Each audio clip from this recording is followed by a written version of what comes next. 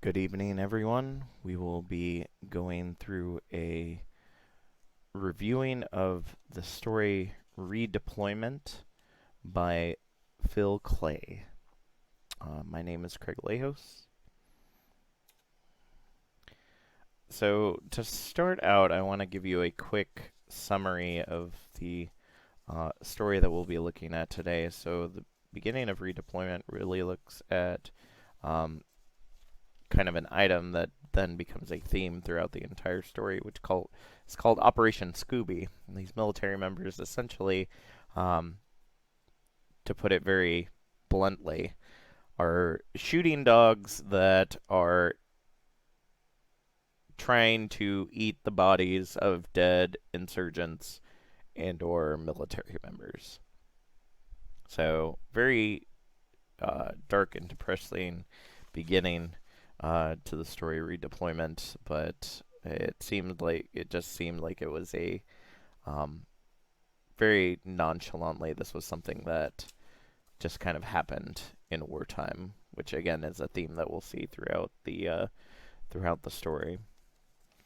So a quick summary then comes from Price, who was our narrator, and talks about kind of what had happened during the war in very brief moments. One of the biggest things that ended up happening to them was the loss of one of their good men, Eichholz, that ended up dying due to a gunshot wound in the middle of a war, the war that was going on.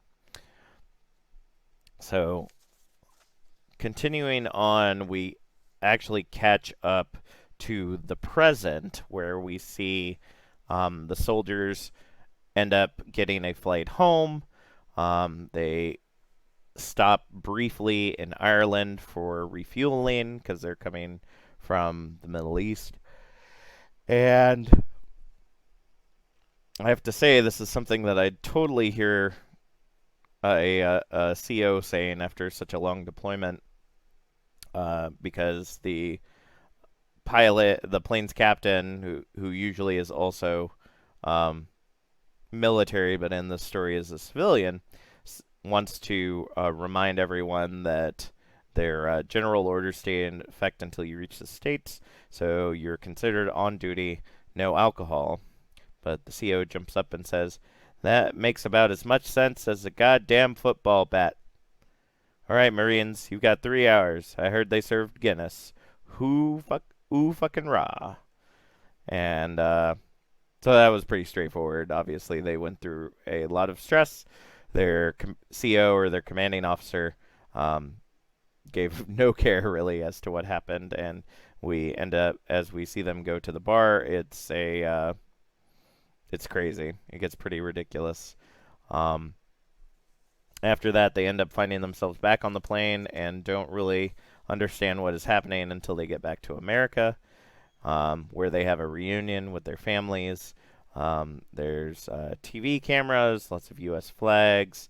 There are many signs. If you've never seen kind of a reunion ceremony, what happens is the ombudsman, which is usually the wife of the commanding officer, will let has special access to when the troops are coming home. So they will give that information out to like the wives and children or husbands of military members to let them know that this is when they're going to return. And they usually show up. They do this big um, to do with signs and special outfits and all that jazz. So it's pretty incredible. Um, but afterwards, we see Sergeant Price having a very difficult time kind of readjusting to civilian life. And what people don't understand is that although you may have 24-hour shifts on duty every couple of days, military life, when not deployed, is very much like civilian life. It's a 9 to 5 job for the most part, 8 to 5, depending on your command. And when you're not on duty, you're at home doing what the rest of us do every day. You pay bills, you run errands, You work out, go to football games. I don't know. I mean, there's so many. Like you're just a regular person, essentially. And so when coming back from deployment, Sergeant Price has a very difficult time kind of re putting himself together. Is really the best way that I can say it. Kind of putting himself back into, okay, I don't have to be like excited or nervous or scared all the time anymore. Um, the story continues on Vicar, which is mentioned early on as him and Cheryl's dog. Uh, is a breed that ends up being susceptible to certain diseases, which Vicar ends up having uh, as he comes back to the house after the reunion, and after a couple of days. They end up deciding that the dog needs to be put down. Now, obviously, for any civilian, that would be, taking them to the vet, getting euthanized, all that jazz. But for Sergeant Price and Operation Scooby, this kind of becomes a 360. We find ourselves back at the beginning, whereas to Sergeant Price, the only answer, the only non-cruel way in his mind's eye, after all he's been through, to put Vicar down by any means necessary, is to kill him himself, which he ends up doing at the end of the story. Our author, Phil Klay, is a veteran himself, born in Westchester, New York, 1983. In the summer of 2004, he attended Officer Candidate School at Quantico, Virginia. In order to attend Officer Candidate School, you usually have to already be in college, which he was at Dartmouth. Ended up graduating in 2005 and was commissioned as a second lieutenant in the military as he entered into the military. One thing I wanted to note that people may not understand when you come out of high school and you join the military, you don't really get a choice to become an officer. Usually, you either have to already be in college or you have to score high enough on the ASFAB, which is a kind of general military test that individuals take to see if they're qualified for certain positions. Um, you have to score incredibly high on that test to be considered for officer candidate school, where you essentially learn things about war strategy and combat and things like that. So the fact that Klay was already in college was very beneficial to joining officer candidate school. He served 13 months in Anbar Province, Iraq, during January 2007, February 2008. For those of you that may not know the importance of that time, that was during the phase of Operation Enduring Freedom, Operation Iraqi Freedom, which is a war that's kind of essentially gone on since 9/11, 2001. Left the Marines in 2009, ended up earning a master's in fine arts and creative writing from Hunter College in 2011, 2 years later. Redeployment actually isn't just the name of the story that we are looking at, but is a collection of books. Klay's first collection of short stories, published in March of 2014, and ended up winning the National Book Award for Fiction later that year in November of 2014. I did want to note, because I didn't take the time to look up the actual citing for this, that this information is provided by Wikipedia via the link below. You can also look at this video, which I'm going to show you, Phil Klay kind of summarizing a portion of his book and kind of explaining the importance of coming back from deployment. And they come home, and the weird things when you come home is you fly and you're like, yes, I'm back in America, but there's all this kind of like administrative stuff you have to go through. I had to get my blood drawn, which is the thing that I hate least, like I hate most in the world.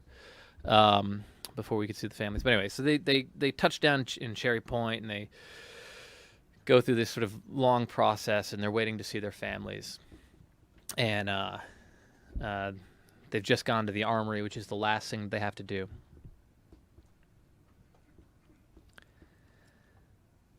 When I got to the window and handed in my rifle, though, it brought me up short. It was the first time I'd been separated from it in months. I didn't know where to rest my hands. First, I put them in my pockets, then I took them out and crossed my arms, and then I just let them hang, useless, at my sides. After all the rifles were turned in, First Sergeant had us get into no-shit parade formation with a fucking guidon waving out front, and we marched down A Street. When we got to the edge of the first barracks, people started cheering. I couldn't see them until we turned the corner, and then there they were, a big wall of people holding signs under a bunch of outdoor lights, and the lights were bright and pointed straight at us, so it was hard to look into the crowd and tell who was who. So I just want to note a little bit about that. So a guidon, for those of you that may not know, when in military formation, is a member of the company that has either a flag or a banner that represents the company that they're coming from. Usually when returning from deployment, unless like the Navy, you're in a ship, usually you'll have multiple commands come back at the same time, or multiple companies rather come back at the same time from deployment. And so when they come in, they'll have a guidon for each section that will kind of be the introductory. This is company, 0 Charlie Bravo, or this, that, and the other. So just wanted to clear that up for everyone. Looking at the analysis, I took a very psychological approach to this. This is kind of the focus of the that I wanted to do, because many times we, even in Module 6 when we talked about this story, the focus was very much more on whether this was anti-war or not, which is important. We definitely need anti-war literature to understand kind of the effects of war. This story is not one of them, though. It doesn't go out of its way to be anti-war. Rather, it just shows the results of war, which are the two aspects that I looked at. So in analysis, I looked at these two different articles. The first of that being an article by McDevitt Murphy at Alt. The title of it was Drinking Motives, or is Drinking Motives and PTSD-Related Alcohol Expectancies Among Combat Veterans. So when looking at PTSD and alcoholism in accordance with McDevitt Murphy et al., one of the very first things that we see is the Marines and Island episode. This quote that I ended up taking from the beginning of this article, OEF, OIF, and OND. For those of you that don't know what those abbreviations are, that's Operation Enduring Freedom, Operation Iraqi Freedom, and I'm not exactly for certain what that last one is, but it's essentially an acronym for an operation that was done during this this conflict that's been going on since 9/11. Veterans with alcohol misuse are often diagnosed with a comorbid mental health disorder, including PTSD.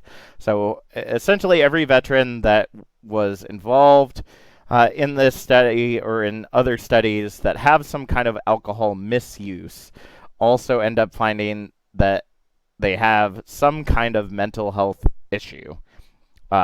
Could be anxiety, depression, PTSD, or a slew of other things, which leads into what they called the self-medication model, because as the veterans, or military members rather, are very masculinized group, so with those gender roles and those gender identities that go with being masculine, the very first thing that we see is that emotions are a lot at play here, and they're not very well shared. So in order to prevent either being discharged for what they are feeling, or having to go see a a therapist or psychiatrist, we end up seeing them engaging in self-medication. That can be any number of things: alcohol, drugs, um, sex, gambling.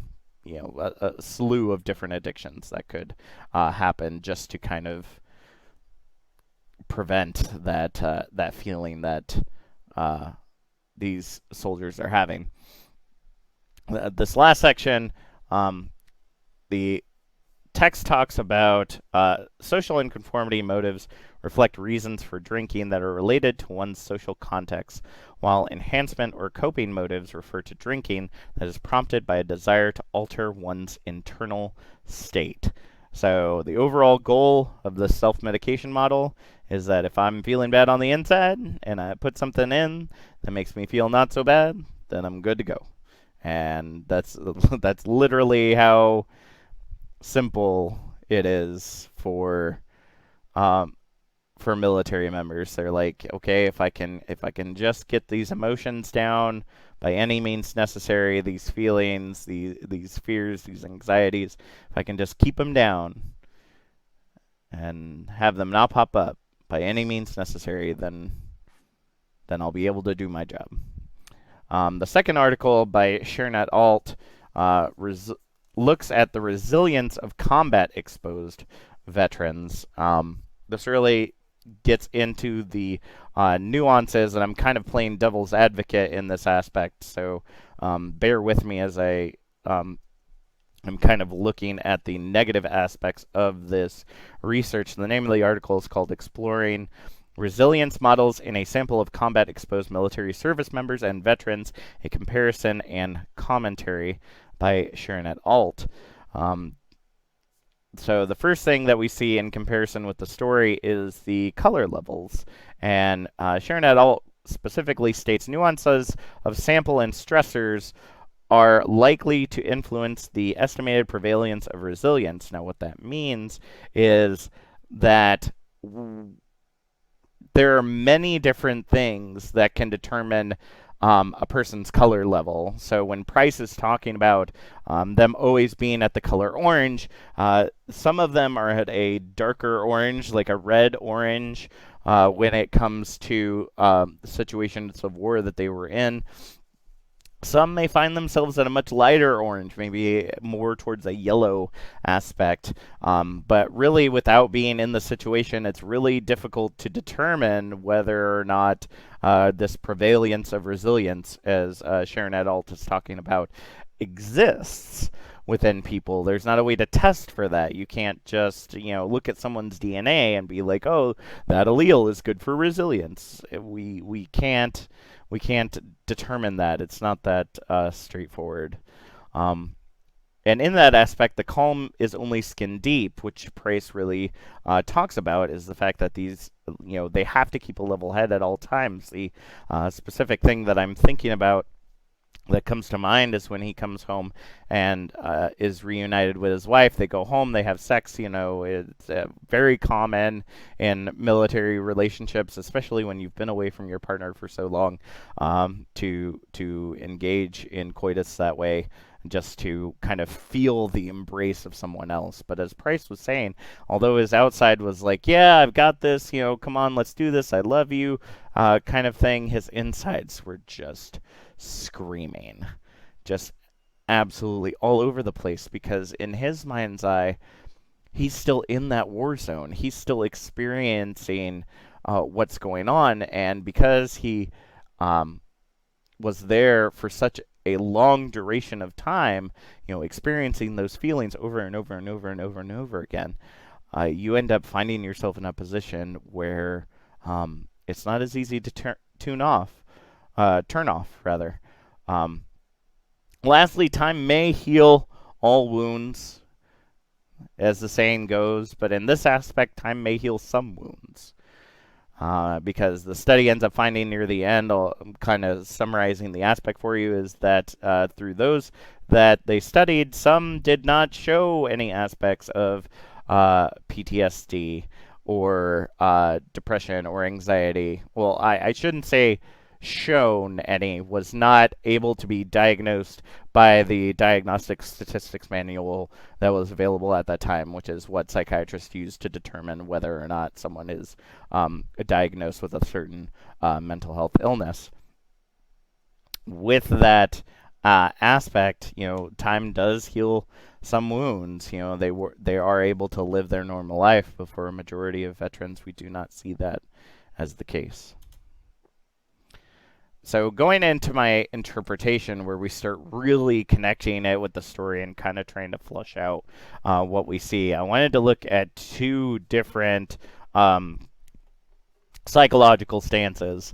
The combat-based PTSD approach and the depression, which I felt was really prevalent in Sergeant Price. It was, in the way that he used his words, the way that he kind of explained things that were going on, I felt that depression was pretty much the best aspect, if not coupled with PTSD, post-traumatic stress disorder. I don't know if I said that earlier for those that don't know.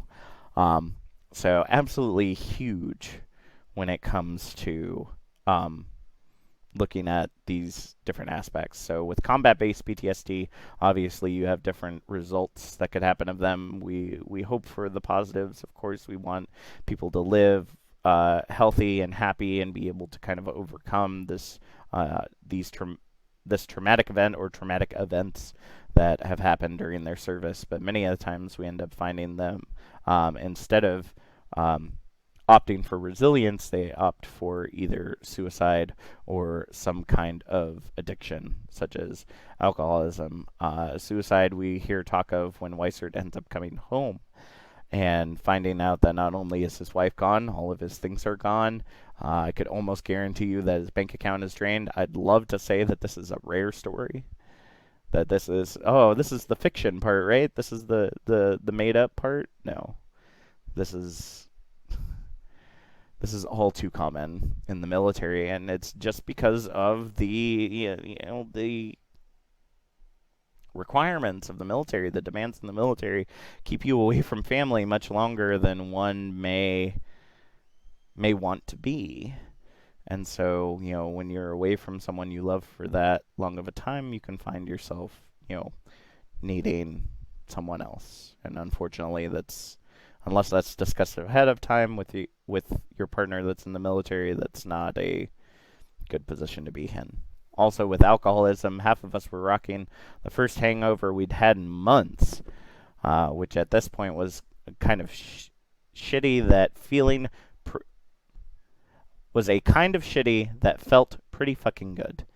And so in this aspect, you're seeing that the alcoholism didn't start before now. An example I can give from my time in the military is, so I was a submariner, and as with many different divisions of the military, we have our own traditions, and one of them that has been passed down for generation of sailors is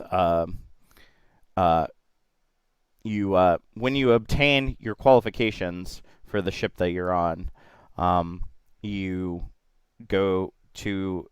end up going into a drinking ceremony.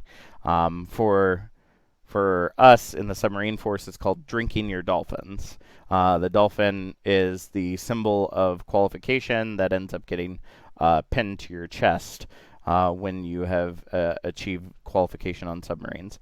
So this drinking your dolphins challenge is like the final unwritten rule in the military. And what that is that you go to a bar with many other members of your crew, and you end up getting an empty pitcher, and you will go around and collect a little bit of everyone's drink. Whatever they're drinking, it really does not matter. You have to grab a little bit of it and pour it into the pitcher, and more than likely you will end up with a full pitcher of alcohol mixed with whatever else people were having, but mostly alcohol. And whoever is in charge of the ceremony will drop your qualification pin to the bottom and say, drink up. And you will have to drink it. You will have to drink every drop in order to tag those onto your chest.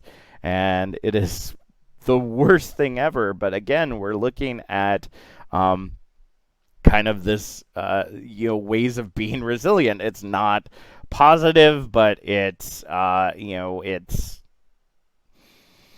induced in kind of this depth of camaraderie, if you will. It's really hard to explain, and unless you've been in the situation. And again, it's not good that it is that way, but it is something that that I saw during my time in the military.